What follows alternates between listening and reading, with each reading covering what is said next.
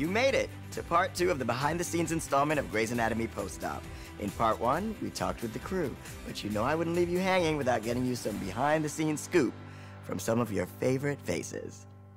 Speaking of faces. Damsel in distress.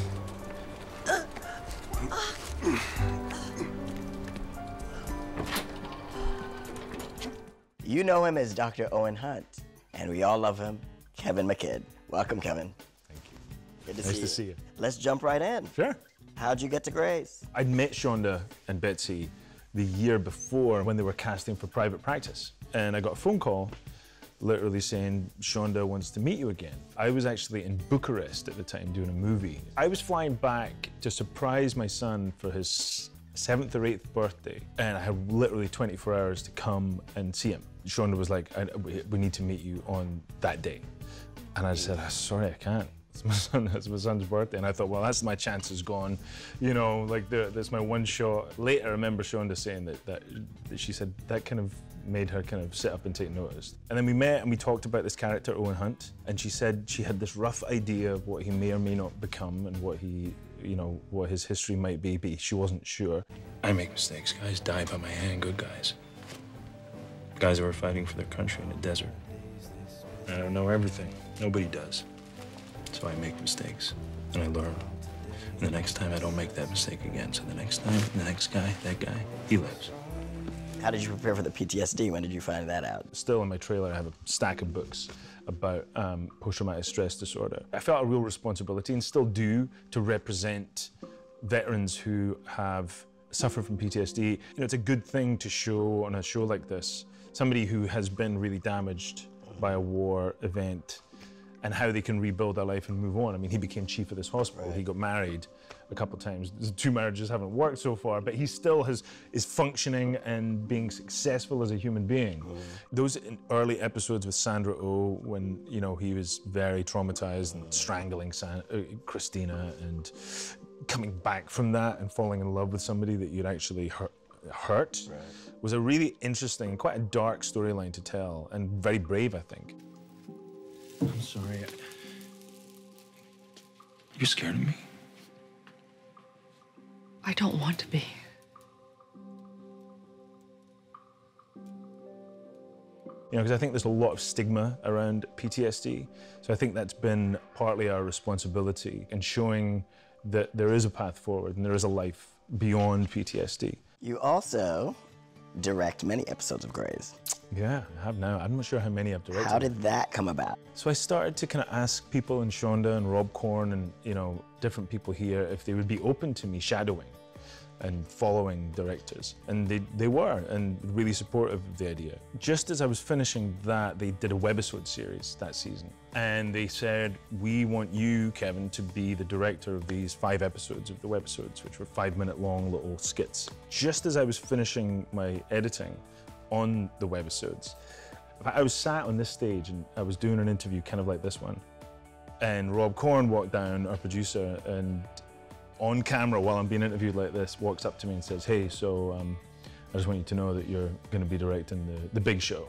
The next episode, you start prep as soon as this interview's over. And I was blown away, you know? Every actor I've ever spoken with says the best directors were also actors at one point. Yeah. Because they come from that point of view and they know how to speak to the actors. Did you find that that was helpful for you? I think directors are less technical. Like, you know, I'm not up on the lens sizes and exactly the technical mumbo-jumbo of a camera. I do know how to help actors get to the place you need them to get to, if you know what I mean.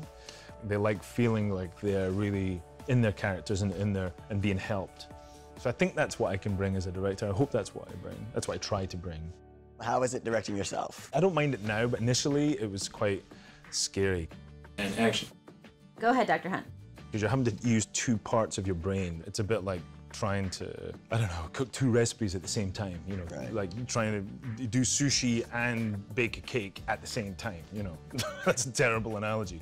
But what about your experience being directed by other actors? Yeah, Chandra, I love Chandra directing. She's very laid back, but very focused. You know, she was one of the people who inspired me to chase that dream because I saw her doing it. Everybody has their own energy and their own style, and that comes out in the way they direct.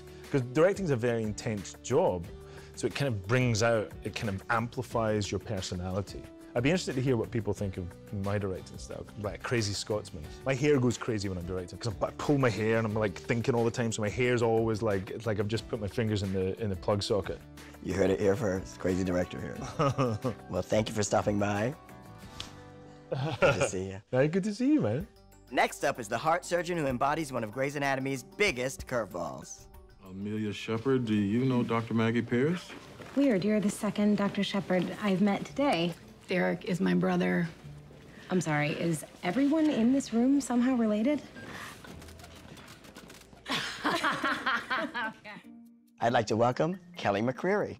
It is my pleasure to be here, chatting with you, my friend. Many happy moments have happened in this house that we are sitting in right now. A lot of pivotal bonding moments have been shared. Give us a little bit of background. How'd you get to Grey's? I gotta give all credit to the goddess Linda Lowy. She cast me in Scandal, and then when this role came along, she, you know, I guess pitched it to my people, and I did not know that it was a series regular role. I just thought it was like a recurring thing on Grey's. So you had no idea at the time that you were going to be the love child of Ellis Grey and Richard Webber? No, I had no idea at all. Meredith Grey. She's her sister. Yeah, you figured that out too. So in this same house that you've had all these happy moments, we also got to experience the saddest moment in Maggie's life so far, where she lost her mother, portrayed by the marvelous LaTanya Richardson. How did that come about, and how did you prepare for it? Beginning of season 13, I found out that we were gonna meet Maggie's mom, and I was like, oh my God, amazing. How and where and when is this gonna happen? And Bill Harper said to me, Maggie's mom's gonna come to Seattle, and she's gonna come to the hospital, and she's going to get sick and die. And I was like, of course. I'm very grateful to the writers for giving me the opportunity to play that storyline. It was really a challenge. I had a great scene partner. It was fun. It was the whole gamut of emotions and heartbreak. It was a great pleasure. Never make yourself small for anyone. Be your own person. And try wearing a little lipstick.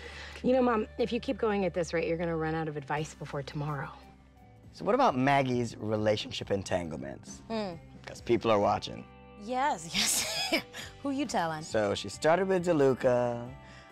Riggs was a little false start. So I kind of thought of that relationship with DeLuca as Maggie starting over completely, doing something completely different than she had in the past, just something fun and sexy and flingy.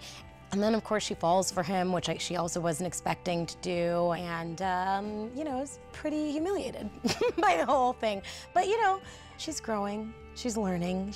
That was, I think, a very good lesson for her. I think it was important to sort of be humbled a little bit.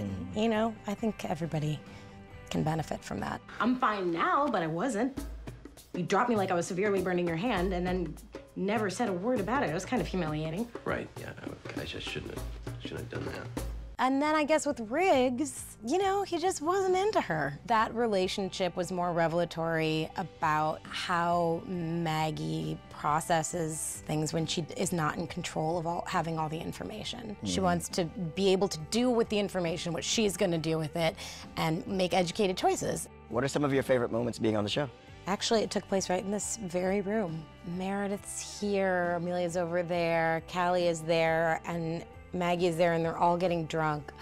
And Maggie has like this existential crisis. Oh my God, I'm all alone, and I have nothing, and no one wants me. You got us. We want you. I can't have sex with you. No. You're a Cylon. This is Galactica. He calls everybody a Cylon, and I had no idea what any of that was. And when I did a little Battlestar Galactica research, that was a pretty hilarious reference, I thought, and unexpected. Well, thank you so much for giving us some insight into the character. Keep up the good work. Thank you so much. We look forward to another 300 episodes with you in it. Thanks, Gordon. Many thanks to Kevin, Kelly, and the Grey's Anatomy crew for letting us run around their sets. Check out the Love Grey's Hub at abc.com for more behind-the-scenes scoop and for previous installments of Grey's Anatomy Post-Op. And don't forget to come back here next Wednesday for the final installment, womp womp, of Grey's Anatomy Post-Op. All leading up to the monumental 300th episode of Grey's Anatomy. But before I go, here's a sneak peek at tomorrow's brand new episode of Grey's Anatomy. Bye. Ugh, I hate being single. I hate it even more than sharing a bathroom. What? I broke up with Karina by accident. I needed some space, like physically in my home, because Sophia's coming home, but apparently she thinks that I broke up with her. So now here I am, swiping instead of having sex with an Italian orgasm scientist. It's a pretty bad accident. Well, I shouldn't even be dating because I should be getting ready for Sophia to come home. I'm so ready to be dating anyone who does not work at this hospital. Hey, you guys tendering? I set up a profile, but I'm afraid to actually swipe. Oh, it's pretty straightforward. Left for no, right for yes. Well, yes for what? Yes, I'll sleep with you? It's not a binding contract. What are you all doing? Standing around, leaning against things. This is a hospital. It's a slow day. What are you doing? Oh, too young. Way too young. Hello, Idris Elba. You're welcome. Did you just match me? You know that's a real life actual person. I don't get to swipe. Just let me have this moment. Hit! I call it. No, I'm trying bored. I'm chief of surgery. I call it. Catch every season of Grey's Anatomy, currently available on iTunes.